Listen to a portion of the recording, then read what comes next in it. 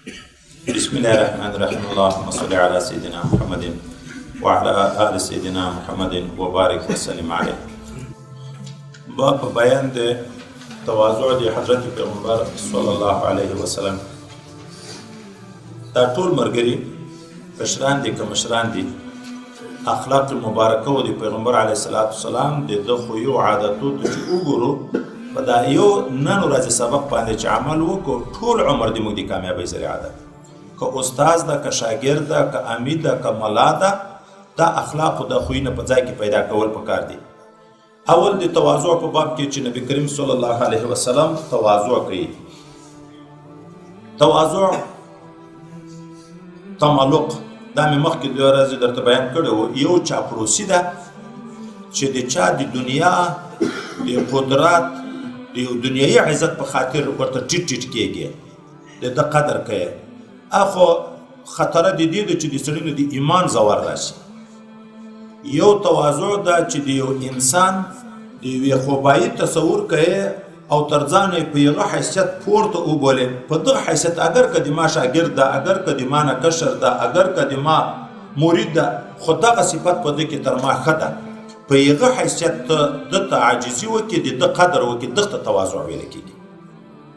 حضرت پیغمبر علیه السلام کې څومره تواضع وه. من تواضع لله رفعه الله، علی بیا پورته کوي. حضرت پیغمبر علیه السلام چونکې مخکې نږدې وخت کې نقشه د امتیو هغه د حضرت عیسی علیه السلام تېره شوې وه. هغه خلک چې د حضرت عیسی علیه السلام ډېر فرمانبردار وو، د عشق دعوه یې ډېره وه. هغه آخر په عشق کې تر حد واوښته، حضرت عیسی علیه السلام یې د بندګي نه خدای ته ورسو، العیاذ بالله. نو نبی علیه السلام خپل امت ته نصیحت کوي، لا تطروني، د ما په صفت کې به مبالغه نه کوي، تر خپل حد نه به ما پورته نه بولیه. لکه څرنګه چې نصاراو د عیسی علیه السلام په باب کې دا مبالغه وکړه،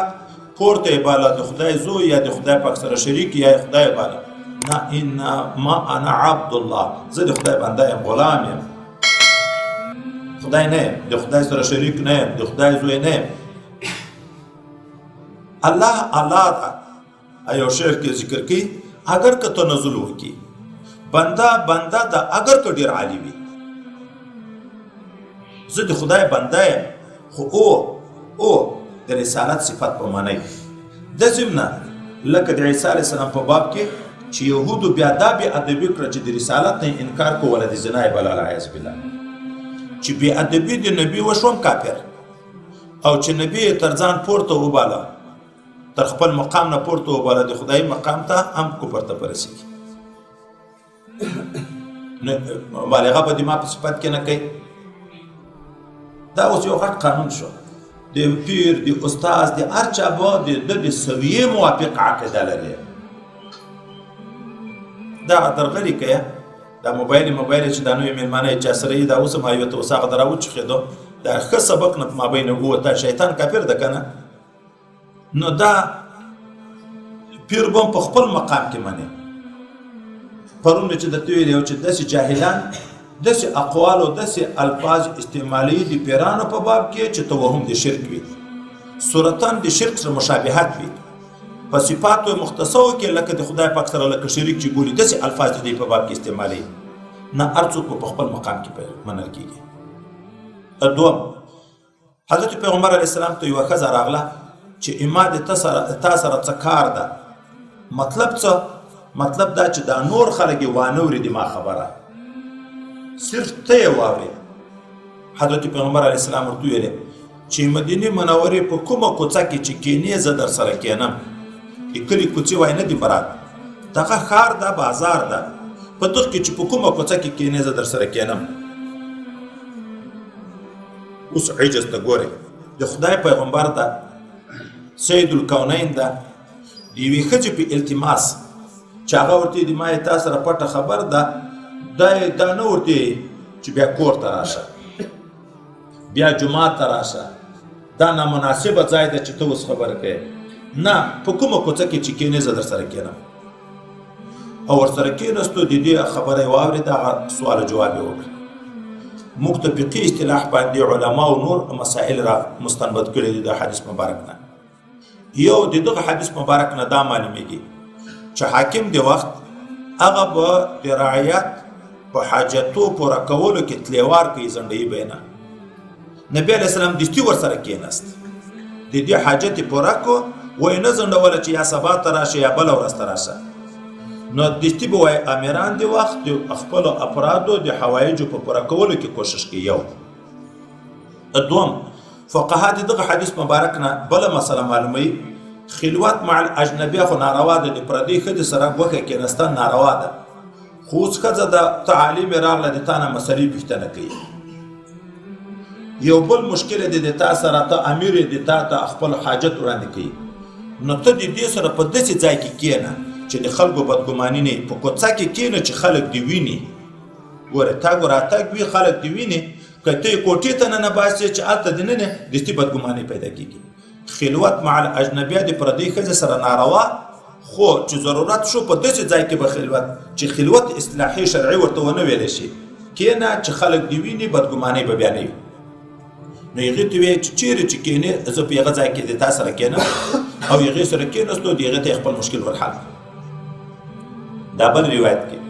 حضرت پیغمبر علیه السلام به د مریض پوښتنه کړه جنازې ته تلو لاندې نقطه ورسره لیکي وسیعا کان او شریفا دغه مریض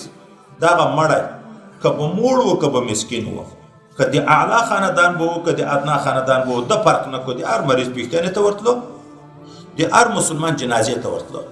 دا فرق نه چې پلانکی صاحب مړ د جنازې ته بیا موټرو ځای نه کېږي خو چې هغه غریب په کلي کې مړ ده د نږدې کورونو والا بیا په خبره هم نه جنازې ته نه ورځي.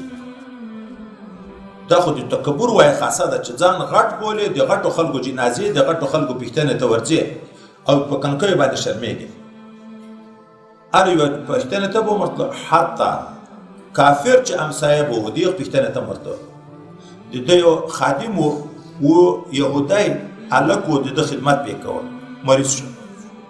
چې مریض شو نبي علیه السلام یې ورغی پوښتنې ته د هلک پلار ورسره ناسته ده په دغه وخت کې دعوت د اسلام ورکړو چې کلمه شریفه ووایه. هغه وایي پلار ته سترګې ورپورته کړې پلار ورته ویلې عجیبې ابوالقاسم صلی الله علیه وسلم وایي منه خبره په هغه ځای کې کلمه شریفه وویلې او بیا وروسته وفات شو. حضرت نبي علیه السلام د باندې راووت چې حمد وي خدای لره چې د جهنم د اور نه اخلاص کړو. نو حتی د کافر پوښتنې ته هم ورتلو. نو هر سړی د هر مریض حق پر اول ورځ مې ویلې چې مریض پوښتنه څومره ثواب لري. عاجزي و پکې فرق د جنازې او د مریض د پوښتنې نه کوو. او دریم صفت په خره سپرېدو تکبر یې نه کوو. د دغې وجې نه سلف صالحینو کې چې دغه حدیث مبارک په تقاضا باندې انقیاد و تام و عجز و. حضرت سالم ابن عبدالله ابن عمر رضی الله تعالی عنهم چې د فقهاو سبعه و مشهورینو د مدینې منورې نه ده تابعی ده د حضرت ابن عمر زوی ده. دغه یو زوړ خر و په دغه به تلو راتلو په خپل وخت کې زمانو دنیا شوه زمن یې ورته چې دا شرم ده په دا زاړه خره باندې سفر کوي دا پرېږده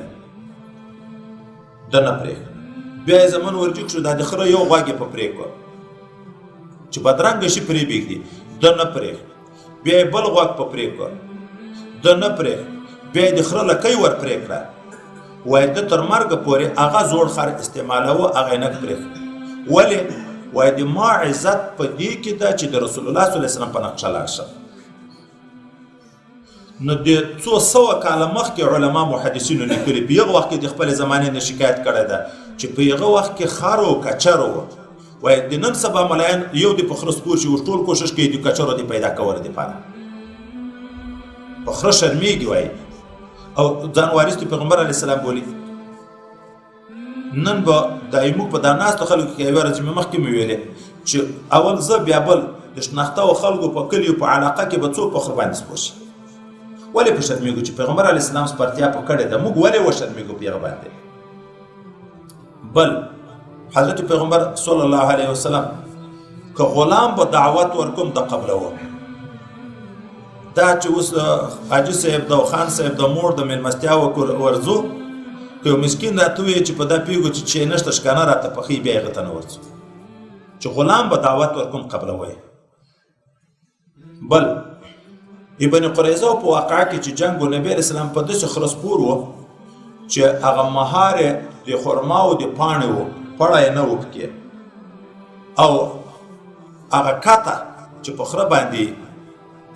لکه د آس سین د خره د اوږده کاته موړه کاته هغه هم د لیپو چې د خرما او په پاڼو باندې ډکه وه نور پاسته شی نه و پکې بل روایت کې راځي چې نبی علیه صلات وسلام به کله داسې مسکین کور ته میلمه کو چې د اوربشو ماړۍ به یې وه او واز د به وخت ډېر وتلی په کور کې بدبویه شوې به وه دغه واز ده به یې په دغه اوربشو په ماړۍ ورته واچوله خو نبي علیه السلام اجابت کوه دا دعوت یې قبلوه او د ده خپل زغرې مبارکې د یو یهودي سره ګراو پاتې شوې دومره شی نه درلود چې خپل زغرې خلاصې کړي حتی چې د دنیا نه لاړ څوک یې چې زغرې بیا حضرت ابوبکر صدیق صاحب را خلاصې کړې څوک یې نه حضرت ابوبکر صدیق صاحب د وعدو وفا وکړه چې چا هم د نبي علیه السلام وعده ورسره کړي راشي چې زه وعده در پوره کړم حضرت علي صاحب د ده دا پور پرېږده وایي موږ ته درس ته په دې کې چې سړی باید د دنیا د جمع کولو حرص ونه لري حتی په داسې حال کې وخت تېر کړي که بالفرض که د ضرورت په انداز باندې پور کې ګروي لاړ شي خو داسې دې نه کړي چې بې عوضه دی لاړ شي مړ شي او د خلکو د پورو د ادایګي کوشش نه کوي وایي نبي علیه السلام پور وخو په ګرو کې هغه د هغه پور په انداز باندې شی هغه خپل زغرې مبارکې ورته ایښې وي نو د دنیا جاه و جلال طرف ته دی سړی ډېر حرص او ډېره توجه نه کوي چې قناعت راغی بس کار ذاتي جوړېږي دا بل روایت کې حضرت پیغمبر علیه السلام چې حج ته تلو ګورې حج ته خو په آخر عمر لاړ په داسې وخت کې لاړ چې د ظاهري پاچاهي دبدبه هم وه فاتحانه حالاتو کې وه خو چې دی حج ته تلو په یو اوښ باندې چې کومه کته وه دا کته هم ډېره زړه وه په کته څادر برسېره پروت و 4 روپۍ قیمتي و دومره کمزورې څادر پروت و حضرت نبي علیه السلام په هغه کې هم په اوښ چې سپور شو تلبیه چې وویلې بیا خدای پاک ته سوال کوي چې یا الله ته دا داسې حج وګرځې چې ریا نه یې پکې سمعت نه یې پکې ریا د ښوونه نه ده چې د خلکو د وړاندې داسې عمل کوي چې خلک د صفت وکړي نیت یې دغه وي چې خلک وایي چې څومره ښه سړی ده سمعت بیا دې ته ویل کېږي عمل د نیک پټ کړی خو اوس په خپله خوله خلک بیا خبره موږ پلانکي ځای کې دا وکړه موږ پلانکي ځای کې دا وکړه بیرته او څوک چې په دغه نیت نیک کار کوي بخاری شریف کې بیا بهترین سبق کې را روان ده من یرا الله به څوک چې په دنیا کې خپل نیک عمل خلکو ته ښکاره کوي چې خلک مې صفت وکړي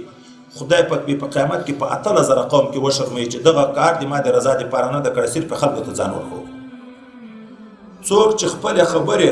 د ریا په نیت تیي په خلکو کې چې ما دومره سخاوتونه کړي یا مې دومره جماعتونه جوړ کړي دومره مې دا کړي دي داسې مې جهادونه کړي دي داسې مې نفلونه کړي دي مطلب دا وي چې خلک په خپل نیک عمل خبر کې چې هغه عزت وکړي الله به په ټول قیامت کې د خلکو د وړاندې د خبرې تیت کې چې دغه ریاکارو د ریا دپاره دا خبرې کوي اوس سوال دا واردېږي چې ریا او سمعت دا خو ګناه کبیرې دي باطني مرضونه دي ګناه کبیرې دي نبي علیه السلام خو معصوم و د صغیرې او د کبیرې ګناه نه یو څنګه دا دعا کړه چې خدای پاک ته دا د ما حج ریا پر ریا مکې دغه خو ریا راتله نه و یو طرف ته تواضع او د باب سره په دغه مناسبت ده هر څومره چې غټ سړی وي دا څومره چې الله ته نږدې کېږي خپل ځان ته نظر ورکېږي خپل حیثیت زیات بیا نه ویني ولې وایي هغه څوک چې باطن صفا شي د انواراتو الهیه او مشاهده مسلسل کوي هغه د خدای پاک د انواراتو مشاهده چې کوي د ده نفس ویلې کوي ذلیله کوي بیا د سړي نه دعوا د لویي نه کېږي دا لویي چې د موږ نه کېږي خو الله رانه محجوب خپل نفس راته ښکاري دا خپل نفس ذاتي غټ راته ښکاري ځکه یې غټه ویایو او چې اولیاو ته وایي داسې مقام پیدا کېږي د تسبیح په برکت نو نبي علیه السلام څومره صفایي وایي یغه خو مشاهده دائمي و د الله تعالی د انوارات او تجلیات ذاتیه و دائمي مشاهده کوله نو چې خدای پاک لوی لیدلې ده یغه سړی نه بیا څنګه لوی وشي او بل طرف ته وای امت ته تنبیه ده چې زه هم د ریانت سوال کوم چې خدای و مې ساتي نو تاسې خو بیخي احتیاط کوئ چې داسې نه وي چې په ریا باندې لګیا شئ د ریا عمل د ریا دپاره درنه وشي. دا بل روایت کې حضرت انس رضی الله عنه وایي صحابهو ته هېڅوک تر رسول الله زیات نه و محبوب، تر ځان، تر مال، تر اولاد، تر ښځه، تر هر څه رسول الله په ګران و. خو د هغه باوجود چې پیغمبر علیه السلام به یې ولید دوی ورته جګېده نه، ولې دوی په دا پوهېده چې نبي علیه السلام خفه کېږي. اوس رسول الله صلی الله علیه وسلم ته به چې څوک جګېدو دی ولې خفه کېدو؟ تواضعا، په دې کې عجز زیات و. جګېږي خو به لوی سړي ته، جګېږي خو به لوی سړي ته، ده ته ځان ډېر کم لیده کېده. خو اوس د استیزادي سوال واردېږي چې پرون مو وویلې چې قیام تعظیمي جایز ده که نه؟ نبی علیه السلام خپله حکم په کړی که نه؟ قومو الی سیدکم، حضرت سعد ته جګ شئ او خپله خفه کېږي، بل ته وایي چې بل ته جګ شئ، خپله په خفه کېږي. دا ولې؟ وایي په دغه کې حکمت دا و،